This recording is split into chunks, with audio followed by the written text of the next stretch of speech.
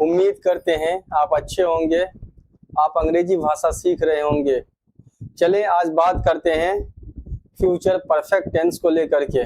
जानेंगे future perfect tense का English structure और हिंदी वाक्य में कैसे इसे पहचाना जाता है कि ये फ्यूचर परफेक्ट टेंस में है। देखिए हमारे पास पहला इंग्लिश स्ट्रक्चर है subject plus will plus have plus V3 plus other words.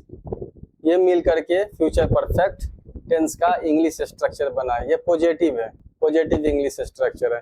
इसी को हम निगेटिव बनाएंगे तो इसमें सिंपली क्या करेंगे, नॉट जोड़ देंगे, तो ये हमारा क्या बन जाएगा, निगेटिव बन जाएगा। अगर हमें पॉजिटिव इंट्रोगेटिव बनाना है तो ये पहला वाला जो इंग्लिश स्ट्रक्चर है, इसी का जो ये विल है, विल को क्या करेंगे, बाहर खींच लेंगे, बाहर निकाल देंगे। पहले विल ले लेंगे, देखिए वही हमने यहाँ पे किया है, विल को पहले ले लिया। ये पहला ही स्ट्रक्चर है, will plus subject plus have plus V3 plus other words question mark. ये हमारा क्वेश्चन है, इंट्रोगेटिव सेंटेंस है। ये हमारा इंट्रोगेटिव सेंटेंस है।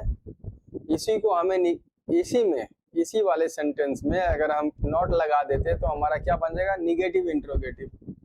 निगेटिव देखें स्ट्रक्चर क्या है, will plus subject plus not plus have plus V3 plus other word और ये क्वेश्चन मार्क। तो ये हमारा हो गया निगेटिव इंट्रोगेटिव। निगेटिव इंट्रोगेटिव हो गया, क्वेश्चन मार्क निगेटिव में क्वेश्चन मार्क लग गया। अब इसी को देखिए WH वर्ड पे बनाएंगे तो जो हमारा पहला स्ट्रक्चर है, ये जो हमारा ये वाला है, ठीक है, ये जो हमारा स्ट्रक्चर है, इसी में हम क्या करते हैं, यहाँ पे WH वर्ड डाल देते हैं। पॉजिटिव सेंटेंस है तो उसमें WH word plus will plus subject plus have plus V3 plus other words और क्वेश्चन मार्क।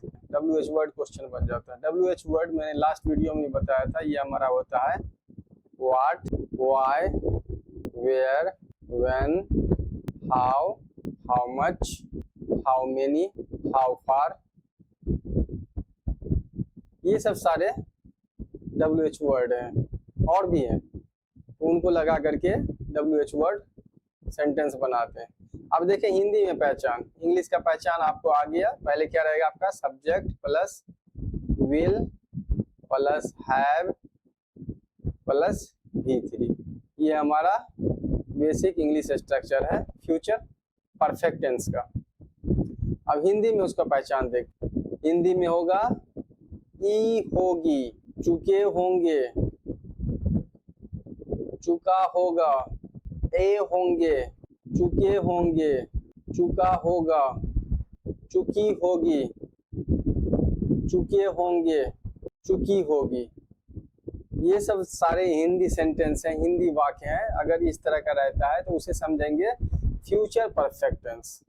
ये हिंदी वाक्य फ्यूचर परफेक्ट टेंस में है। मैं कल तक यह किताब पढ़ ली होगी, हम अपना प्रोजेक्ट अगले महीने तक पूरा कर चुके होंगे, वह घर शाम तक पहुंच चुका होगा, उसने सभी प्रश्न परीक्षा खत्म होने तक हल कर लिए होंगे, आप सभी काम रविवार तक निपटा चुके होंगे, वह सभी रिपोर्टें 2 हफ्ते में जमा कर चुका होगा, बारिश सुबह होने तक रुक चुकी होगी, वे ट्रेन आने तक स्टेशन छोड़ चुके होंगे, कंपनी नई मशीनें महीने के अंत तक खरीद चुकी होगी।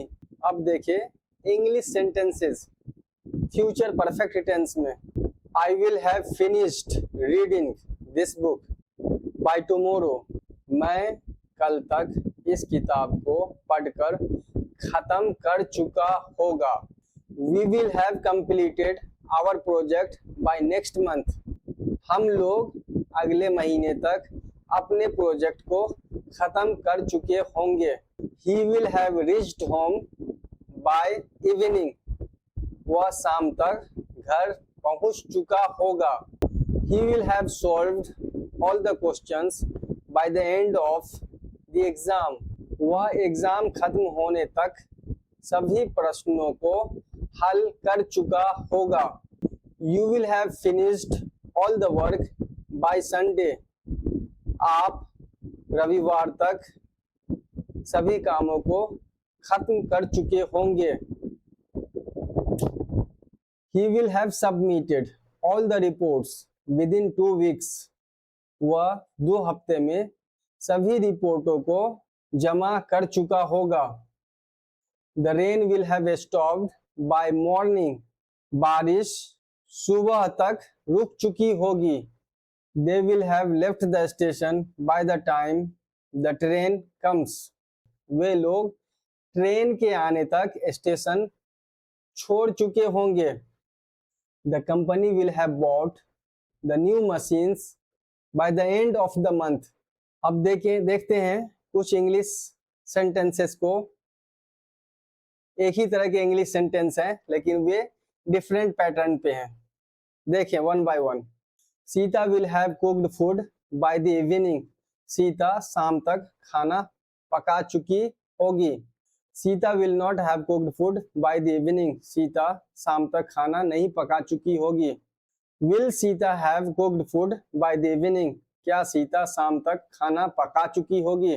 Will Sita not have cooked food by the evening. क्या सीता शाम तक खाना नहीं पका चुकी होगी। What will Sita have cooked by the evening. Sita शाम तक क्या पका चुकी होगी। Why will Sita not have cooked food by the evening? Sita शाम तक क्यों खाना नहीं पका चुकी होगी। How will Sita have cooked food by the evening? Sita शाम तक कैसे खाना पका चुकी होगी। When will Sita have cooked food? Sita कब खाना पका चुकी होगी।